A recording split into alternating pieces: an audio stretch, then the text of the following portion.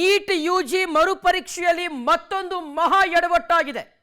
ನಿರೀಕ್ಷೆ ಇದ್ದದ್ದು 668 ಅಂಕ, ಆದರೆ ಬಂದಿದ್ದು ಮಾತ್ರ 11 ಅಂಕ. SSLCಯಲ್ಲಿ 625ಕ್ಕೆ 622 ಅಂಕ ಗಳಿಸಿದ್ದಂಥ ಬಿಂದುಶ್ರೀ, ನೀಟ್ನಲ್ಲಿ ಬಿಂದುಶ್ರೀಗೆ ಬಂದಿರತಕ್ಕಂಥದ್ದು 11 ಮಾರ್ಕ್ಸ್. ಯಾರದು ನಂಬಲಿಕ್ಕೆ ಸಾಧ್ಯ ಇದೆಯಾ? ನೀಟ್ OMR ಮೇಲೆ ವಿದ್ಯಾರ್ಥಿನಿ ಗಂಭೀರ ಆರೋಪವನ್ನು ಮಾಡಿದ್ದಾರೆ. ನೀಟ್ ಫಲಿತಾಂಶದಲ್ಲಿ ಹೊಸ ಬಾಂಬನ್ನು ಸಿಡಿಸಿದ್ದಾರೆ ವಿದ್ಯಾರ್ಥಿನಿ. ಏನು ಹೇಳ್ತಿದ್ದಾರೆ ಅಂದರೆ, ಇದು ನಂದು OMR ಅಲ್ಲ ಅಂತ ಇದ್ದಾರೆ. ಇದು ನಂದಲ್ಲ OMR, ನಾನು OMR ನಾನು ಕೊಟ್ಬಿಡಿ ಅಂತ ಕೇಳ್ತಾ ಇದ್ದಾರೆ ಬಿಂದುಶ್ರೀ ಅವರು. NTA ಜಾಲತಾಣದ ಮೂಲಕ OMR ಪ್ರತಿಯನ್ನು ಪಡ್ಕೊಂಡಿದ್ದೀನಿ, ಆದರೆ ಅದನ್ನು ತಿರುಚಲಾಗಿದೆ ಅಂತ ಬಿಂದುಶ್ರೀ ಅವರು ಗಂಭೀರ ಆರೋಪವನ್ನು ಮಾಡಿದ್ದಾರೆ. ಅಂಕಪಟ್ಟಿಯನ್ನು ಕಂಡು ಬೆಚ್ಚಿ ಬಿದ್ದಿದ್ದಾರೆ.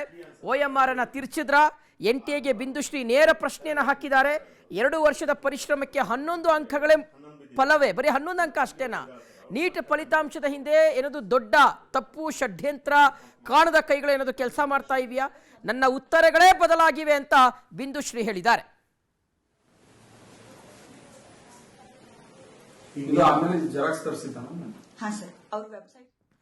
ಓಕೆ ವೀಕ್ಷಕರೇ, ಹಾಗಾದ್ರೆ ಏನು ಆರೋಪ ಮಾಡ್ತಾ ಇದ್ದಾರೆ ಪೋಷಕರು? ಅವರ ಪೋಷಕರು ಮಾಡ್ತಾ ಇರ್ತಕ್ಕಂಥ ಆರೋಪ ಏನು, ಮತ್ತು ಬಿಂದುಶ್ರೀ ಅವರು ಏನು ಆರೋಪ ಮಾಡ್ತಾ ಇದ್ದಾರೆ, ಏನೇನಿದೆ ಒಂದೊಂದಾಗಿ ನೋಡ್ತಾ ಹೋಗೋಣ. ನೀಟು ಮರುಪರೀಕ್ಷೆಯಲ್ಲಿ ಮತ್ತೊಂದು ಮಹಾ ಎಡವಟ್ಟು. ಆಲ್ರೆಡಿ ಒಂದು ಹೋಯ್ತು ಅಂದ್ಬಿಟ್ಟು ಇನ್ನೊಂದು ಪರೀಕ್ಷೆ ಮಾಡಿದ್ರು. ಆ ಮರುಪರೀಕ್ಷೆಯಲ್ಲೂ ಮಹಾ ಎಡವಟ್ಟು. ಬಿಂದುಶ್ರೀ ಅವರಿಗೆ ಅನ್ಯಾಯ ಆಗಿದೆ ಅಂತ. ಕರ್ನಾಟಕದ ಹಾವೇರಿ ಮೂಲದ ವಿದ್ಯಾರ್ಥಿನಿಗೆ ಅನ್ಯಾಯ ಆಗಿದೆ. ಸ್ವತಃ ಬಿಂದುಶ್ರೀ ಅವರೇ ಈ ಒಂದು ಆರೋಪವನ್ನು ಮಾಡ್ತಾ ಇದ್ದಾರೆ.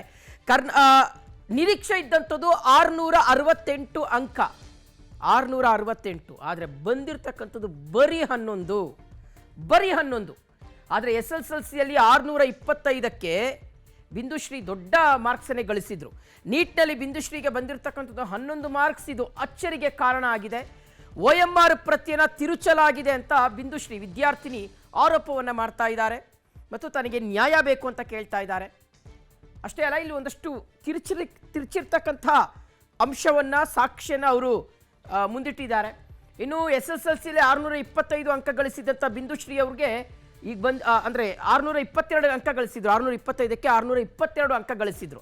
ಆದರೆ ಈಗ ಬಂದಿರತಕ್ಕಂಥದ್ದು ಬರೀ 11 ಅಂಕ. ಇದು ಸಹಜವಾಗಿ ಸಾಕಷ್ಟು ಅನುಮಾನವನ್ನು ಮೂಡಿಸ್ತಾ ಇದೆ. ಸೊ ಹಾಗಾಗಿ ತಮಗೆ ನ್ಯಾಯ ಬೇಕು, ಪೋಷಕರು ಸಹ ತನ್ನ ಮಗಳಿಗೆ ನ್ಯಾಯ ಬೇಕು ಅಂತ ಆಗ್ರಹಿಸ್ತಾ ಇದ್ದಾರೆ. ಸೊ ಹಾಗಾಗಿ ಇದಕ್ಕೆ ಸಂಬಂಧಪಟ್ಟಂತೆ NTA ಯಾವ ರೀತಿಯಾಗಿ ಕ್ರಮವನ್ನು ಕೈಗೊಳ್ಳುತ್ತೆ ಅನ್ನೋದು ಕಾದು ನೋಡಬೇಕಾಗಿದೆ.